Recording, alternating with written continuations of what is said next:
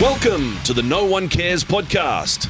It's Pierre, this is Elban, this is Piotr, this is Maciej. We are No One Leaves, hardcore punk beatdown band from Gdańsk, north of Poland, in the freezing cold weather that we indeed get at this time of the year. It's at least -5 today. It's always -5 around this time. I should come up with a more original temperature. Everything you see today is powered by GoGiga. Best database for finding live music and other events in Poland. Check it out. The logo's in the corner. And speaking about the GoGiga, we have one new feature that if you register your band, you don't have to add any gigs. We are downloading them automatically from your Facebook page. It only takes putting the link into the band info. These guys are the GoGiga guys, by the way. That may explain why, you know. But it is good. Check it out. I use it in my own line of work too. There are more comments from those of you out there who are watching. Thank you so much. Bartek Friszkowski, a.k.a. Frukas, says Piero Electric. Thank you, Frukas. This is an interesting... What was the name of this guy? Mikołaj Frycz 884 says, and this is in Polish, but this has been translated by the powers of the internet. Because last time we were talking about lyrics and bands and music that we relate to through the music and such. And he says, when it comes to lyrics, I think it is incredibly hard to write Polish lyrics in death metal so that it doesn't sound embarrassing, like a 13-year-old trying to sound cool to his friend. In my head, I only have one death metal band that actually writes lyrics in Polish and sounds good. And I'm, of course, talking about Sacrofuck. I don't know, does that name sound familiar? Sacrofuck? Yeah, I know them. Uh-huh. Really good band. He says their filthy and dirty aesthetic works well with the apparent primitiveness of the conveyed content. That's a very Polish way of talking about a death metal band. So where is Sacrofuck from? You're our encyclopedia, Elban. Where are they from? Oh, I don't know. Oh, okay. We have but it. I was once at their gig, Uh-huh. and that was very good show. Okay. At Torpeda. It's a Good show at Torpeda. Absolutely. By Sacrofuck. Are they indeed filthy and dirty? And their apparent primitiveness works well with the conveyed content? I think yes, because their music is kind of grindcore vibe for me, and grindcore is filthy as Absolutely, it has to be. How filthy. a lot. Actually, could you understand any lyrics? No. Maybe that's the... Maybe you can reason. read it when you buy some CD or on the internet. Some bands are better at it than others, that's for sure. Yeah. Obviously, like Cannibal Yes. Corpse is the gold standard for brutality versus like articulation. You can actually more or less understand what he is singing about. Yeah, cool. Okay, well, thank you, Mikołaj Frycz. We have 2 shows coming up in March. In Białystok, we're playing on the 20th of March at, now it's called Podlaska Adamczycha, formerly Motor Pub. And we're playing with Kazan, the great Kazan from Bydgoszcz, once again. Also, following day, we'll be in Olsztyn on the 21st of March at Pub Carpenter with Kazan, also, again. And big thanks to Hagalaz, promoter label dude, for hooking us up with those. We'll leave details of such things in the comments, obviously, in the description. So, how was your week? Your previous week? It's been a week. It's been at least a week, right? Since the last More. one. We skipped one episode We because we were freezing to death here. And we are freezing to death today, but we are brave. Yeah. Well, I wore an extra pair of socks. Actually, I don't care anymore because I played gig with very low efficiency leg. Okay. It was very low efficiency leg, and I was like, it was very sad for me because I was standing for the whole show, and at the same time I could like grasp the whole show as Better than before, ever? yeah, I could sense it better. That's very interesting. I wasn't fully part of it because I wasn't jumping around making the show, but I was rather observing it and performing my part. Yeah, that is an interesting thing. I don't know if we've talked about this before, but like every time, because I'm the new guy, right, in the context of the four of us, every time I play a show... Not anymore. You are for almost a year here. Yeah, right. That's true. I'm now part of the furniture. But but every time I've played a show, because obviously, like, you know, the expectation is it's high energy and like no one stands still, etc., etc. Every time I play, like, there's just so much going on, and like I'm pushing it. I'm like at the threshold of my energy level, just and you know trying to keep up because I'm like totally fit. Like I'm a spring chicken still, obviously. So every time I play, I try to pay attention to more things that are going on. And yeah, last time, I think I actually remember most of what happened. Like I remember that weird guy. From Nepal. Yeah, that gentleman who was who started cleaning up after the piñata in the first song, and like my wife grabbing onto him and pulling him back and saying, "What are you doing? You're going to get your head kicked in," like just, you know, a few times. And like all these weird things I was like really conscious of happening. And like those girls from the Czech Republic that randomly rocked up to the show and they were like talking in English and I was like, wait, there's more foreigners here? Like all these things were like more I was more conscious of. But Man, just admit it. Like I have to admit it. Frika stole the show. Oh, totally, yeah. He's like, not to mention that he cut his hand. Yes. He destroyed the piñata and he destroyed the guitar. And he destroyed the guitar and he destroyed his strap. So he was playing almost the whole gig without his strap, and he was still nailing every moment. No one noticed that he destroyed his strap. Yeah. No one even noticed. I have to say I didn't notice it. He's a different kind of beast. Yeah, That's for sure. He's the thing. Different species. Yeah. But anyway, back to your physical health. So how's the ass, and how are you? Like, oh, thank you for asking. No, I haven't no heard this since 90s. And speaking about 90s, you were born in the 90s, Jesus. Okay, yeah. You know this new meme that I really miss the 80s music because it reminds me of the times where I wasn't alive. Yeah. Oh my God. it's everywhere. Dark humor. The decadence humor. But anyway, yeah, like I had a problem with my hip and ass. It was overtrained muscle, and it got better. Like I can walk. Have they done any like X-rays or any ultrasounds? It just passed by because it was very extremely tired. Yeah. To the point that it says you cannot walk. You shouldn't walk. Yeah, right. But right now I have problem with my shoulder. Because I'm working out and all this stuff, and apparently I'm overdoing stuff.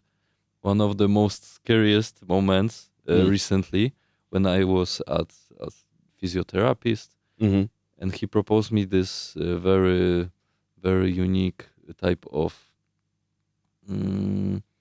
the treatment, which he takes the couple of needles like this, this length and very very tiny.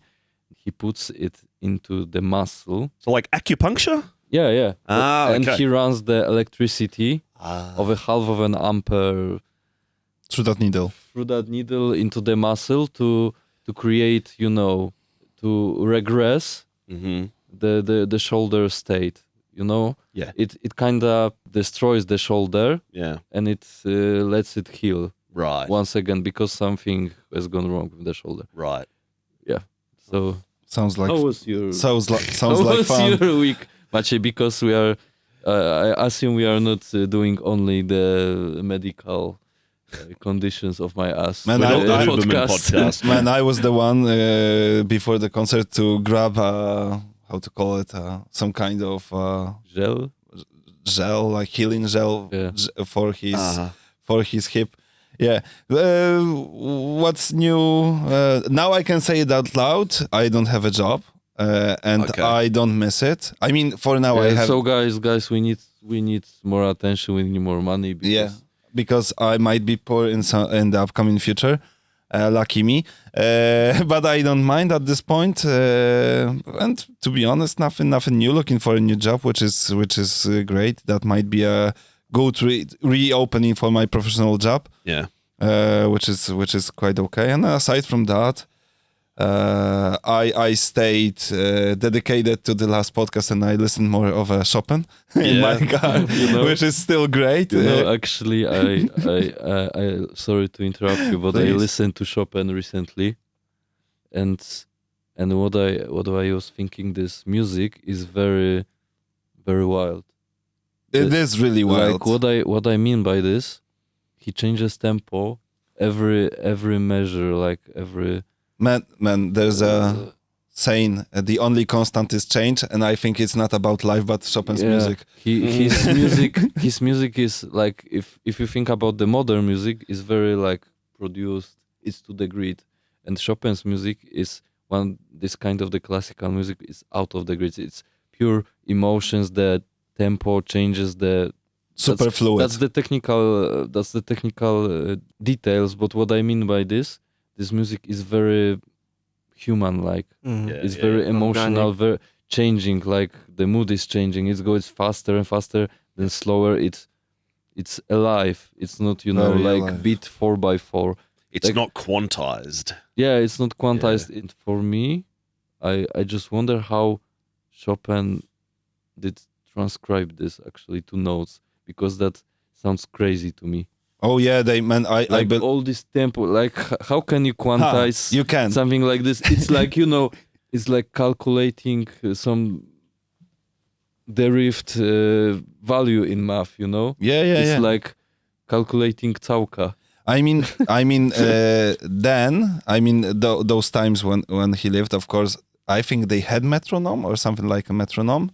But in general, they described the tempo in the notes when they were writing down the notes, more like general statements like mid tempo, fast tempo, slow tempo. It was really general description of the tempo range instead of exactly, instead of it being very, very precise to the beats per minute. Yeah.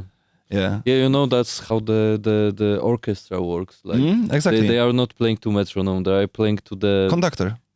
The guy who steers the tempo. Yeah, he steers the tempo and metronome. Yeah.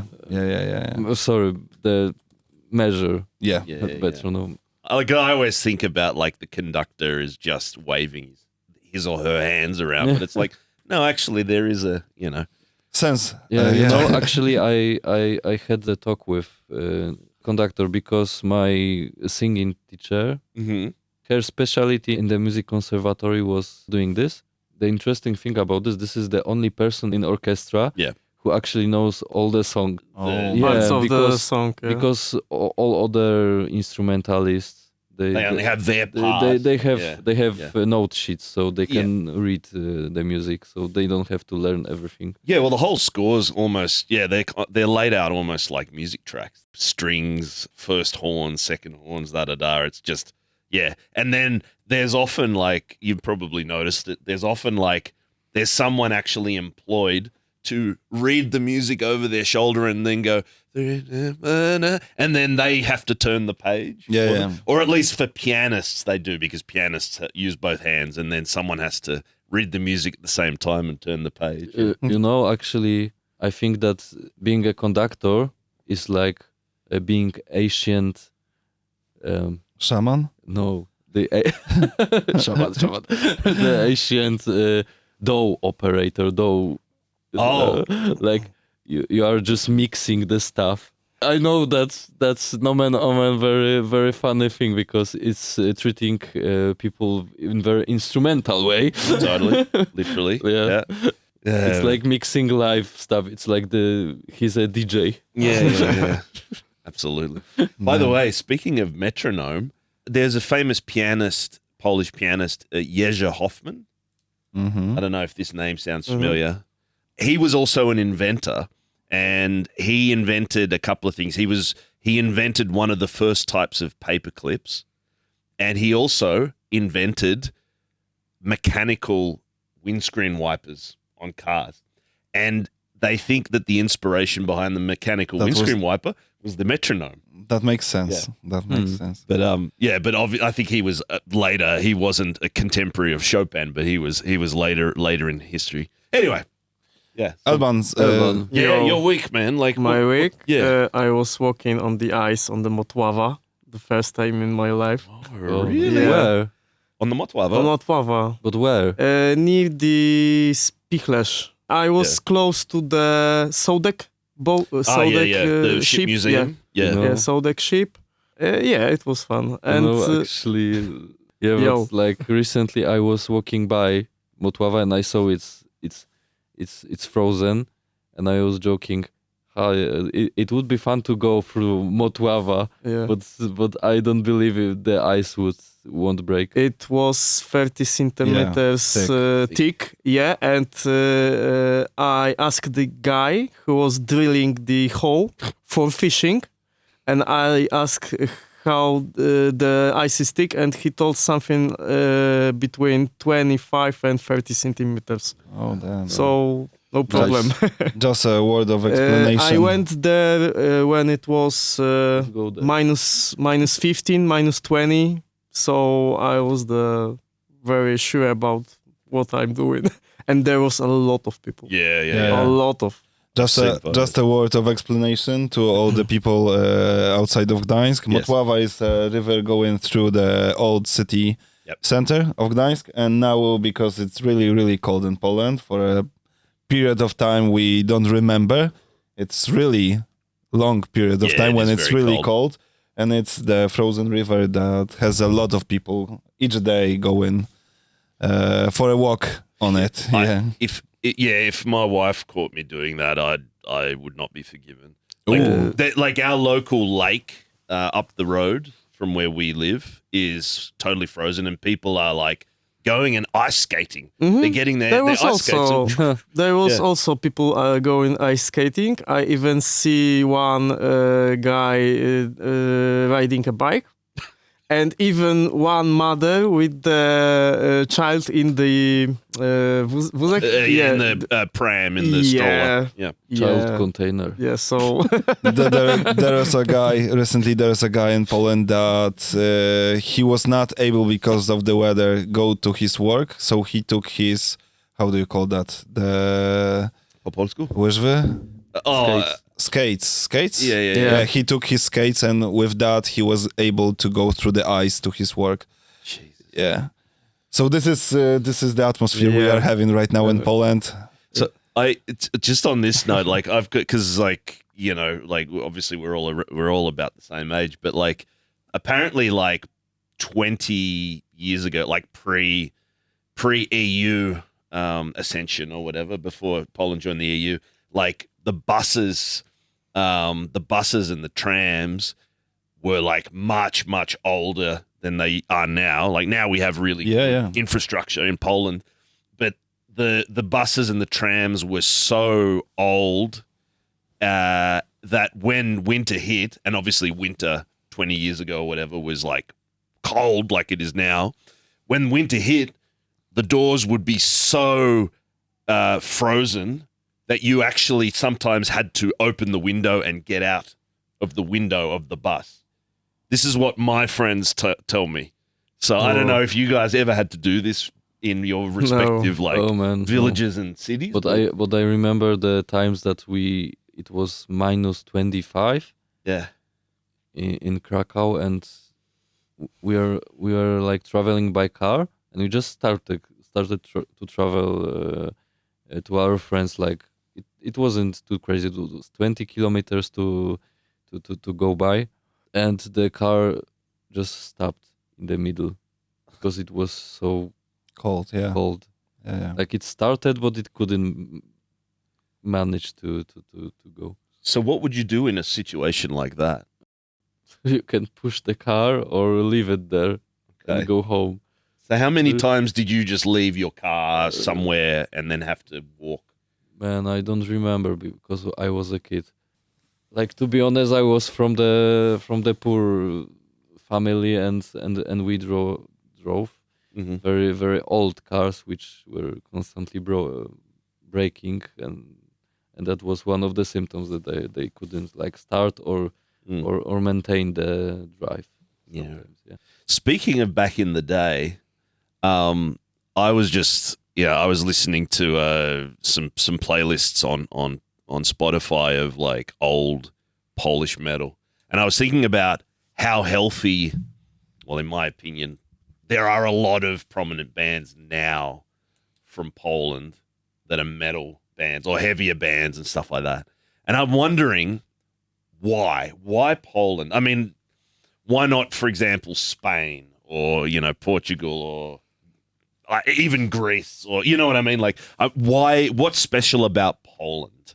It's not why Poland, but like what happened in Poland, that such music was actually played and created, because we have to put some context on our country. Okay.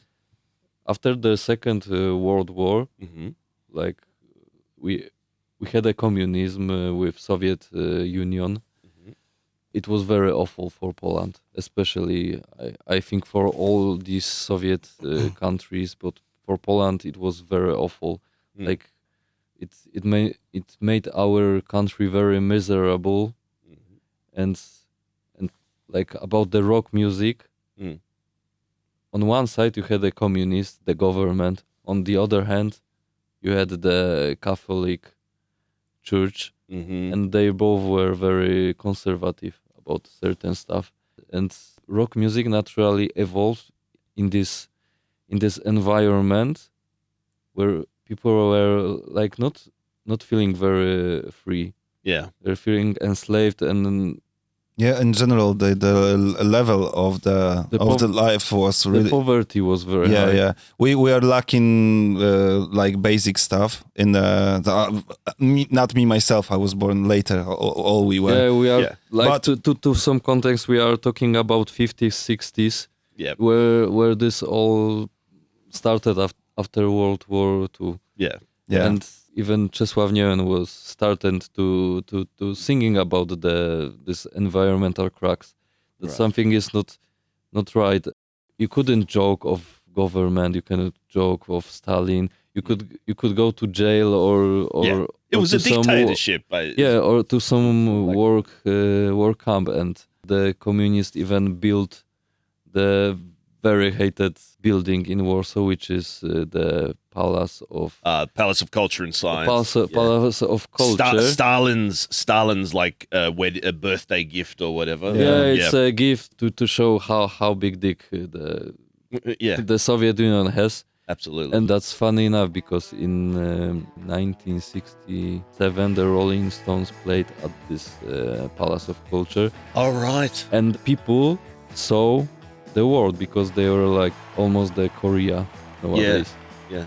In Poland. Maybe I'm parabolizing or keep hyperbolizing. Exaggerating. Exaggerating. Well, I mean, But like they saw this freedom of Yeah, something for sure very different from expression. totally. Yeah. And it was very inspiring for many rock, especially the punk music in Poland was very prominent. Yeah. It was Right. very significant. The metal music also, but I have impression that punk music was stronger in Poland. Yeah. Be honest, this music is loud, is niche, is noisy, is not pleasant. Yeah. It's not pleasant. It's not like orchestra playing very nice anthems about uniting and all. It's about the riot, and people in Poland had enough about the situation in this country. Yeah. And like this kind of music is the personification of this state. Right. Yeah, so in other countries, the rock music was more of a cultural stuff. Totally. In our Polish environment, it was more like the rebellion Absolutely. against the government, because in the literal sense. Of, yeah, because of the censorship, and even when they started martial law Mm-hmm. in early 80s, Yeah. the repressions were like very crazy. They were like very repressive against everyone who stood up. If you have long hair, they could cut your hair, they By could force. beat you. Like there were no limits. There were like literally tanks on the streets, man. When the martial law was started, 1/3 of Polish adults were part of Solidarity movement. Yeah, they were So- members of the trade union, right? Yeah. Yeah. So the tension was really high at that point. Solidarity is a social movement that started here in Gdańsk, Gdańsk, yeah. and I think the figure that's really recognizable worldwide is Lech Wałęsa. Absolutely. A big part of that, and shipyards, and let's say the shipyard industry. When they started martial law, people were so pissed off Mm-hmm. that Jarocin was created actually. Yeah, It was some village when they started to invite everyone right, who could express themselves through the music. right. Actually, the first editions of Jarocin, they weren't checking the bands. Oh, right, You have the instruments, you can play, right. just play. Okay. So it was just like almost like an open mic. Jarocin is a breakthrough festival that happened in Greater Poland, a part of Poland. Yeah. By the way, and, did you know that there's a Jarocin museum? There's actually a museum in like a mill with all this crazy multimedia stuff. Well, we covered it at work. There's a whole museum dedicated to it. Sorry, Piotr. Yeah, but like Jarocin was a symbol of freedom, because when I watched all these footage videos from the Jarocin at that times, Mm-hmm. people felt like literally in the cities, in the whole country, Mm-hmm. you cannot speak what you want. The reality was literally black and white. You are a good tavarish, or you are A good comrade, a good comrade, Yeah, or yeah. you are a filthy imperialist. you're Yeah, against yeah, yeah. you're against The the system. the system. So there were only Yeah. two shades. Everything was, it was gray reality for these people, and they approached the Jarocin. They were free. Yeah. They were free. Like they could do anything they want. They could listen to the music they like. They could do anything. Do you think the authorities kind of tolerated Jarocin because it was in like a rural area as opposed to Warsaw or Krakow, like in the middle of a city? To be honest, it's not that simple. Okay. Like on one hand, there were some repressions against the bands. Like there was censorship that you literally have to, as a band, before you even enter the studio, Yeah. you had to send your lyrics to the censorship, Oh, really? Yeah. and they decide if these lyrics can pass or cannot. They are good. They are against the government, and then if everything is all right in their will, you can start recording. And that's very interesting, because many rock and punk, all the bands were changing the lyrics to metaphors, Yeah, right. Mm-hmm. or even lyrics change the lyrics at all, where they sound similar to other phrases that people were shouting at the gigs. Right. And there was, I don't remember probably it was Dezerter, Mm-hmm. but Dezerter. S20. What I mean, they recorded the correct lyrics, politically correct lyrics, Mm-hmm. but they sing their Mm. real lyrics. So the official version was recorded with the censor approved lyrics, Yeah, but then live it would be like F the government and whatever, or maybe something like, is that what Man, you meant? I think it was even more subtle, because you took that to the extreme, Okay. in saying you the government and everything. But the difference were really small. Recently, I was listening to a interview on the radio with the guy from the band Demono, which is the pop band, and he explained that the difference in the lyrics were really subtle, and sometimes even, it was just, let's say, the wrong phrasing of something made those lyrics unacceptable for the censorship really? institute. It didn't need to be super, radical or, against the system. Sometimes it was really, really subtle, just, for them to say that's not okay. Yeah, right. Yeah. The government was fighting kinda against the bands. Like they were even refusing. Like that's very interesting because they wanted some of the bands to perform on certain place, and the bands were like refusing because it's against the idea of all of this. And then the government was simply banning the band. They couldn't play them in radio. So there was, I don't remember the name of the radio, but they were meant to play Maanam, which was banned, and they couldn't play the whole song. They played only the intro snares. So the censorship was so extreme to the point that like whole sections of the song would just not be played, right? Yeah, Only the only intro was played because they couldn't play this. They would be, the sad man in black would visit, or in grey would visit them and have a real speech about the freedom of speech. But on the other hand, the government were like allowing the concerts in Jarocin, in all other places, because they were thinking that if people are using their energy on concerts, they won't riot, they won't rebel. This is interesting, like what you were saying about Jarocin and having these, the regime allowing certain events, because Poland was Warsaw Pact, right? It wasn't USSR. So it was communist, but they were separate enough from Russia, so from the USSR. So I guess they were able to do things a little differently here. Maybe we could say it was a little bit lighter-handed compared to the USSR. I'm guessing because I can't think of any like punk rock festivals or any metal festivals or any rock festivals happening in, for example, Ukraine or Belarus, right? I feel like it's a unique set of circumstances here. Man, I really don't know. No? I really don't know about other countries. I Yeah. haven't checked that. Yeah, but that could be interesting. What was happening behind our east border, Yeah. at the same time, because of course there's a Warsaw Pact, and of course we were not under the USSR. Yeah, USSR, but that was actually, I think it was only the surface. Yeah, that's totally. actually interesting. What they were playing in Pripyat radio. Pripyat, what is that, Ukrainian? In Yeah. Chernobyl. All right. What were they playing? I just Please evacuate the area, just on loop. Oh. We shouldn't joke. Oh. I was born the year of Chernobyl. That's Hardcore maybe- We see. Yeah. Oh, yeah, no, that would explain why I have no more hair. Speaking of this, we haven't actually talked about bands and music from this era.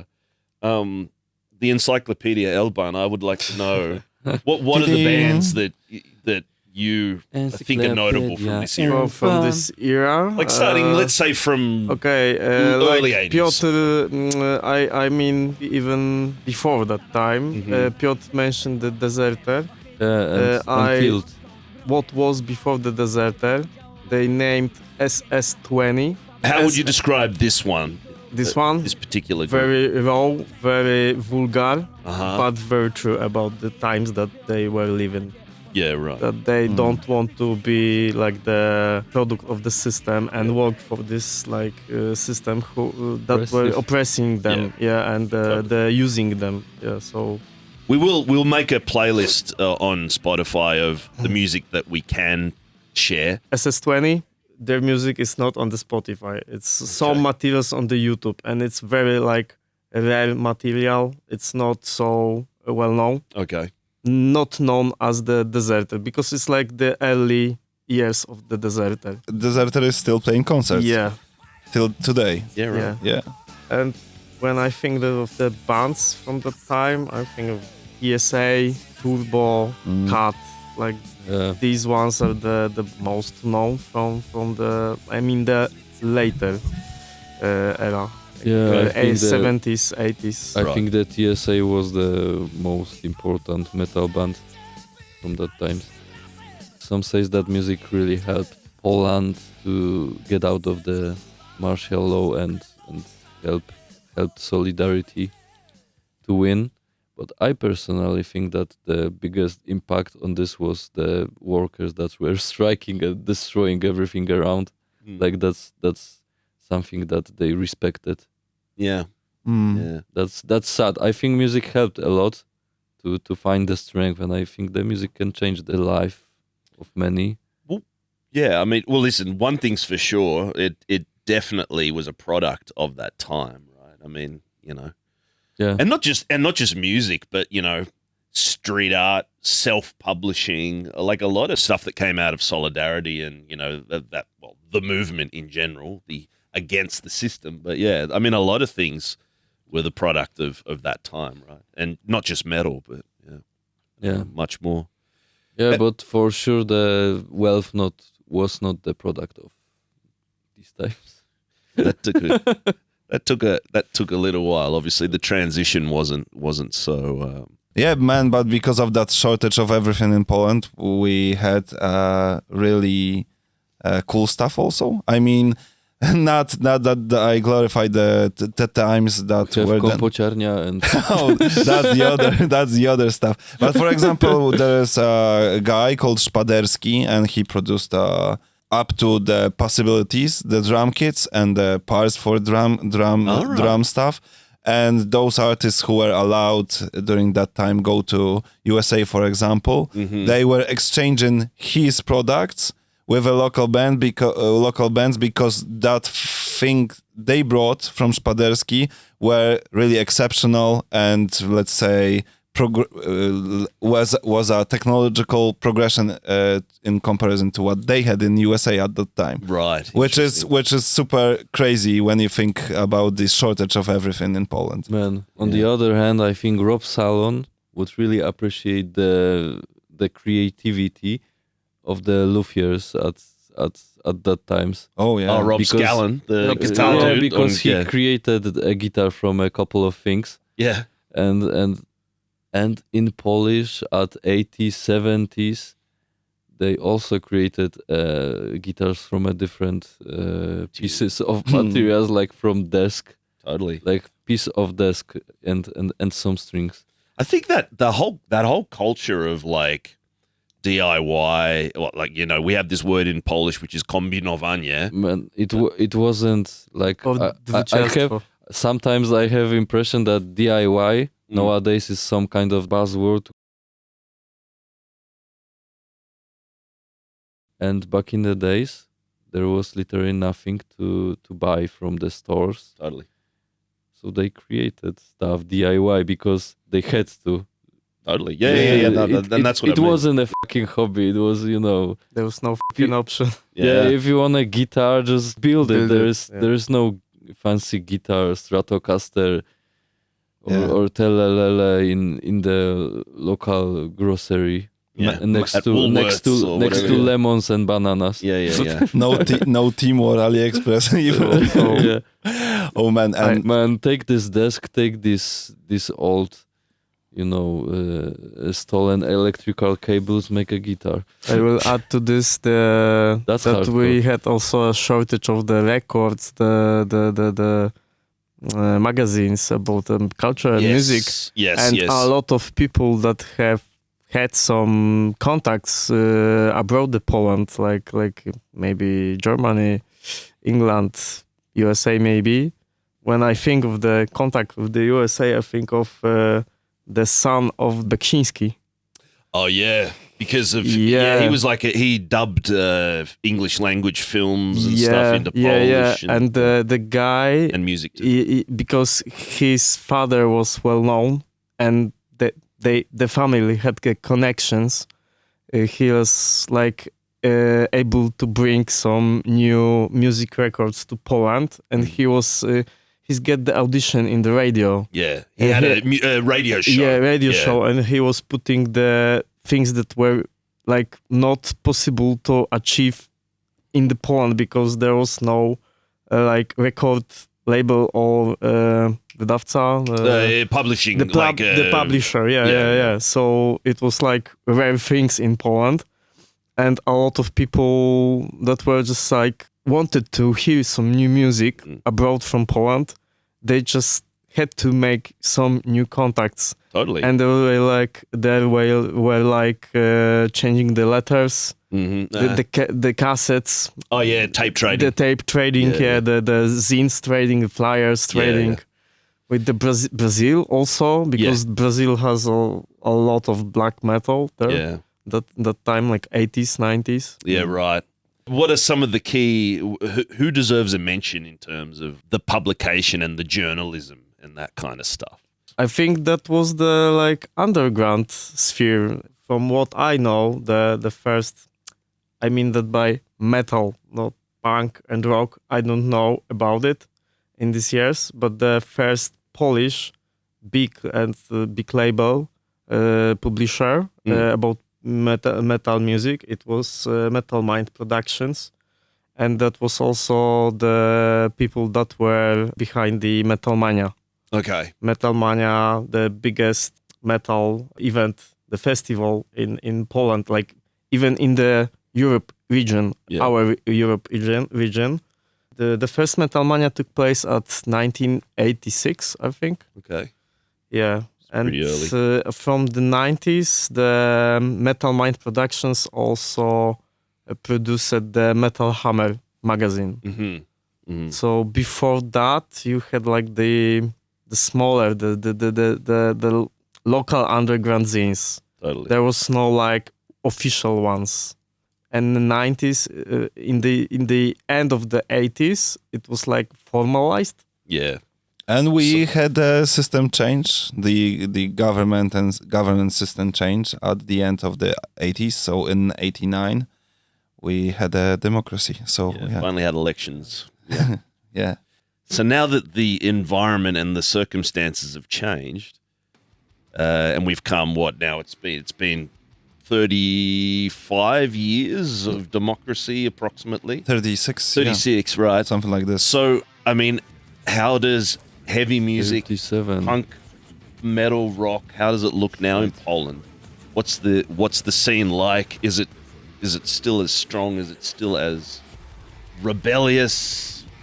How does it look in your opinion? I can recommend actually the band Overcare, because they are the most up to date when it comes to the lyrics, singing about the current state of our society. It's not about the government anymore, because the government, you can change the government, you can simply go to another country. But there's one thing that we cannot change so much is that we are living all in internet, and we are all in some way contaminated psychologically by living in internet. Mm-hmm. No, there are some consequences of social media and stuff, and Overcare sings about this. They admit that they are party-like band, they like to jump and they like to people have fun. They also touch some topics like the psychological disorders, some really dark stuff, which may be bagatelized. Yeah, but I think they are the most up to date. If I may, I think that Behemoth definitely deserves a mention, and I bring them up because part of the reason Behemoth has become such a big band and has this kind of legendary status all over the world is because they are a blasphemous band that comes from Poland, which is known worldwide for a particularly conservative form of Catholicism. And therefore, I guess we could say that they are a relevant kind of reaction or result of the circumstances as they are now, right? Yeah. That's what Poland has to encourage in musicians. Yeah, and at the same time, it's super. I think we can have a different podcast about Behemoth in general, because it's really lots of interesting stuff about that band, because they are they're operating for really some time. Mr. Dusky, if you want to come on and sit with us, you're more than welcome. Please continue. Yeah, sure. But I think, what's crazy? I think we are really liberal and democratic country for a really long time. But I remember it was about 7 years ago when Behemoth was having a tour around the Poland. And what I saw, and I was in Poznan at that time on one of the concerts, but what I saw then was, few hundred Catholics having protesting. Man, it looks like a crusaders going into the Middle East. Like they were saying things like Lucifer cannot handle the sight of innocent child. Like big standards. Man, I want things like this before our gigs. Yeah, the real haters, not the pussies from there internet. was even in the Gdańsk when they were playing in the B90, when B90 was like a new club. Yeah. There was a group of Solidarity, the people who work in Stocznia. All right. Stocznia Gdańska, the Gdańsk shipyard. We call them in Poland moherowe berety, the grannies with the, I don't know, różaniec in hand. Yeah. With the rosaries. Yeah, and the crucifix, and they were just like chanting, "We don't want Behemoth in Stocznia Gdańska."